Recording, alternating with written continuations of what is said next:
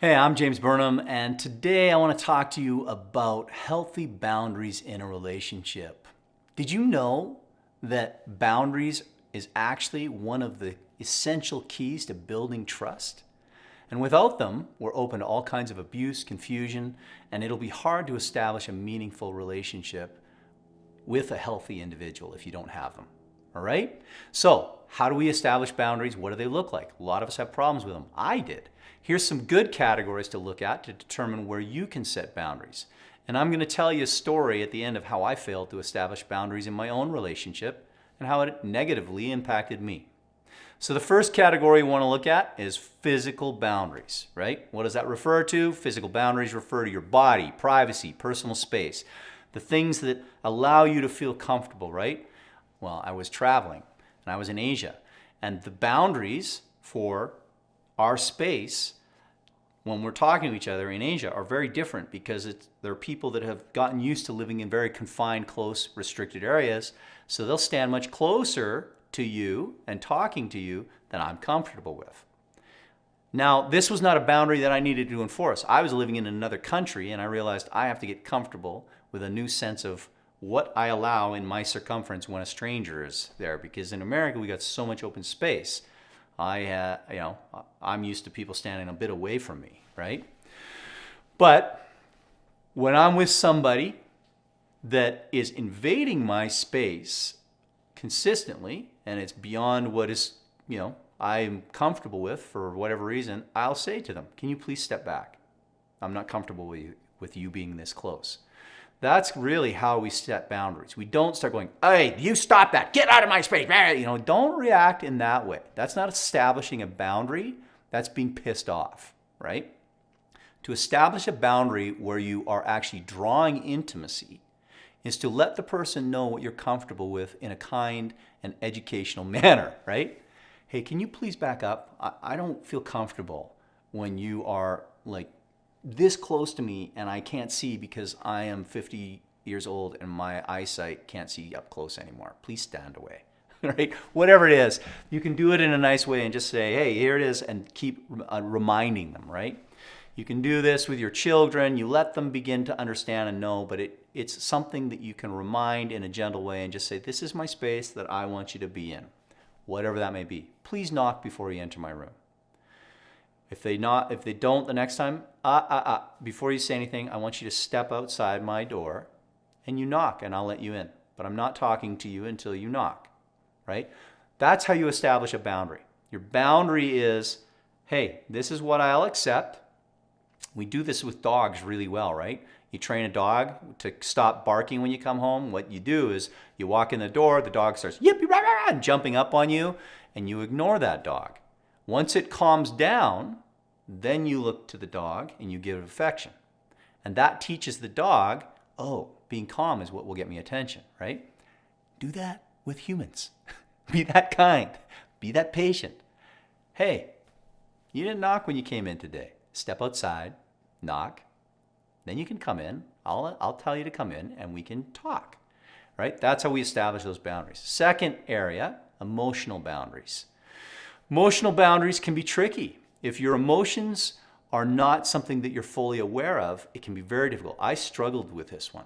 I did not know how to set up emotional boundaries because my own sense of self-worth was so weak, I didn't feel I had the right to set any boundaries. I didn't trust my emotions. I didn't trust my response. And so I would allow you to dump anything on me. You could call me stuff, although there were certain limits, right? There are certain points. If you got really abusive with me and calling me names and saying horrible things about me, I wouldn't set a boundary. I would attack you. But the boundary is set there for you to not have to get to that point. It's set. A boundary is set so that you don't have to feel frustrated and angry and and triggered, right? So you can set that emotional boundary. And one of the ones for me, I think that I wanted was just I wanted to know that I could say stuff and talk about things and not feel shamed for, hey, this is what thought that's in my head, this is what's going on, and then get heaped on shame for how disgusting or how weird or how insane I am. That was hard for me to get that kind of response. And I didn't really ever set boundaries on that because I just figured, yeah, that's who I am. So rather than setting a boundary and saying, yeah, you know what, I'm going to tell you something, and when I tell it to you, I need you to respond in a way that is not abrasive, or it's going to hurt me. I would just kind of take it and think, yeah, okay, right? These are things, whatever those things are for you, these emotional triggers for you, you create a boundary around yourself that allows it. Now, the other thing to do, ideally, is you get to a place where, yeah, you have your boundaries, and those that honor your boundaries, are your friends. But those that don't honor your boundaries, they don't even get to touch you emotionally or physically, or they can't, even if they break your boundaries, get a rise out of you. You want to be stronger than that. But the boundaries are assigned for those that honor them. They're assigned to you, that these are the people that respect you, that love you, that are willing to give you credence as a human. Sexual boundaries. This can be tricky in a relationship, right? Sometimes people have sexual desires that are different than each other. Even frequency, right? Often you hear that with couples. One person has a higher sex drive than the other. I don't have sex enough. You have too much sex, right? That can be a thing, and there's a boundary there that you have to honor. And your desire for sex, the frequency of it, is something to be navigated so both of you feel like your boundaries are honored without rejecting the other person. Because it's not about rejection. It's about saying, hey, this is what I am, this is where I'm at, this is how I move. Sexual activities, right? Do you want to do this in a relationship? Can you bring that up? Now, if you can't even listen to a concept sexually, then you need to find somebody that doesn't think outside of those concepts that you are comfortable with, right? That can be a boundary that you choose to set, but it's going to limit, all of the boundaries that you set limit you to the people that are willing to honor those. And if you can only, if you can't discuss these things, if you can't talk about them, if you're too afraid to go there, if that's your boundary, well, you're going to need to find somebody that feels that way too, or that other person is going to constantly break your boundaries. I've met people that had spouses or friends that they would say something to, and they'd just be like, you can't even say that, I can't even hear that. And then, that word, you can't say that word around me, it's so disgusting. Moist, right? You can't say that. There's people that'll say that. That's not a real boundary. You get, or if that is your boundary, right? You get to hang out with only people that won't use that word. That's the trick to it, right? Intellectual boundaries. How are you affected intellectually? Does somebody disparage you when you make, you make a comment? And these are things that we do. And John Gottman has a really nice thing on this with intellectual boundaries. I think about this a lot. When you're in a conversation with a person, right, and they make a point, we often kind of get into a debate mode. You hear what they have to say, and then you say, yeah, but da-da-da-da-da, and you go on and you make your point. There's an issue here because you're not giving credence to the intellectual information that this person just gave you when you say, yeah, but. What you want to do first to honor the boundary of their intellectual space is say, oh yeah, that's a good point. Give them the platform, recognize that you saw something of value in what they said, and you're honoring their intellectual boundaries. Then you can say, after that, whatever it is you want to say. I also have another concept that kind of goes tangentially along that point that you were making that I think is interesting. So now you're not debating that they made something profoundly interesting to talk about. You're engaged, you're interested, you're giving them the honor of saying, yeah, that's a good point. That has me thinking. And here's another point. That becomes a way of honoring intellectual boundaries that I think I learned from John Gottman that I think has been really powerful for me in being able to have intellectual debates that are respectful. Financial boundaries. This can be very tricky. This hurts a lot of people, right? How do you spend your money? What are you okay with spending your money on? Do you have a budget? Are you able to manage your own finances and do your own things? What are your expectations? All of these things, if not ferreted out and laid down and made clear, can cause a lot of angst in your relationships. So as you can see, when we know the playground, right? I love to play basketball. When I know the boundaries, if I step out of bounds, I know I get a penalty. I got to go hand over the ball to the other team and start again, right? That's the way we can look at boundaries within our social situations. They are the borders within which we get to play the game of life and friendship with this person. And if you don't want to respect those boundaries with this person, well, you're not really being their friend. But to establish the boundaries, it is not simply somebody, if you are feeling like somebody's doing something, it is not yelling at them, it is not saying, you don't get to do that, stop it. That's not setting a boundary. That's being a jerk, right? Setting a boundary is saying, hey, you know what? After you come home from a party with your loved one, you were talking tonight about a story that is really personal to me. And honestly, when I tell you a story that's deeply personal and touching to me, that's my story, and I don't want you to tell specifically even that one ever again. That's my choice to tell it, not yours, okay? There you go. You set the boundary. Now they know.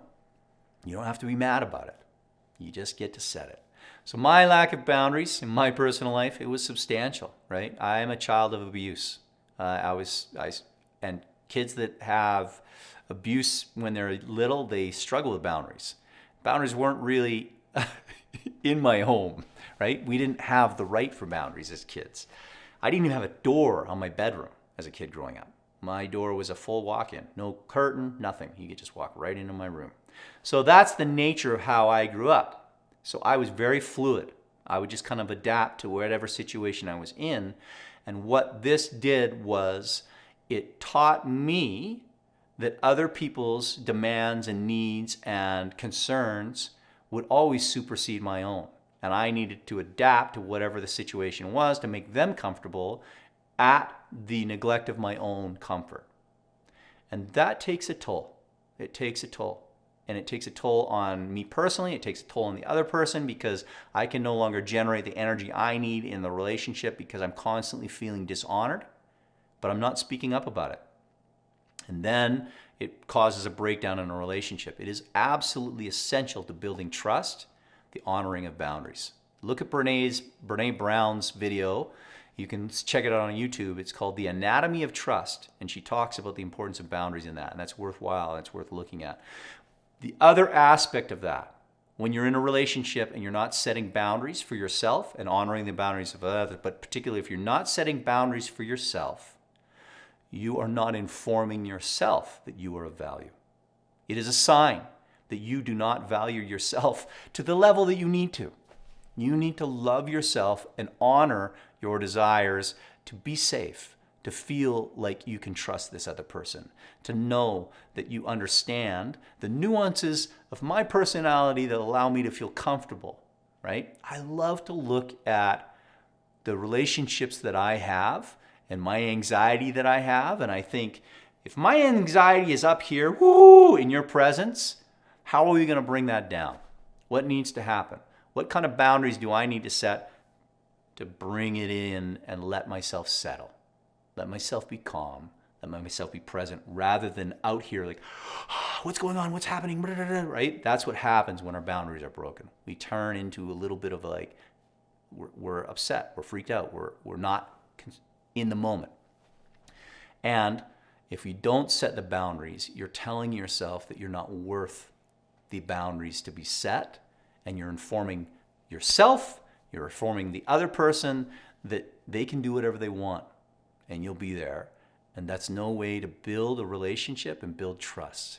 It is absolutely the way to cause strife, pain, upset, and eventually the demise of a relationship. So, if you're struggling with boundaries, I want you to take a look at these categories, right? Take a look at each category in your life. Look how this person is relating to you, particularly the people that are closest within your circle of trust. Do they know what you need to feel safe with them?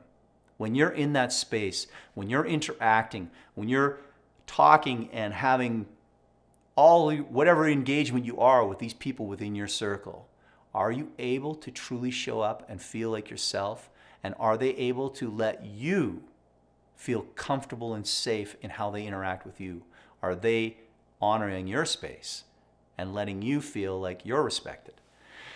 That's a really, really important question for you to ask yourself. And if you can answer that and see it clearly, you're great. If you cannot, it's time to get to work. Time to start evaluating so that you can show up and be authentic and be real. And that's how you'll find those people that will let your anxiety drop, settle, and show up and be who you are.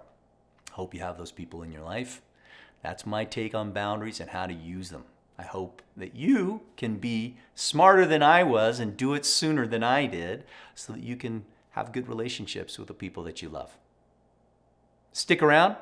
I got another video coming up on how to overcome the fear of dating after divorce. I think you'll like it. Might be something that you can do after you set some boundaries. Like, subscribe, follow. I'm James Burnham. Thanks for joining me.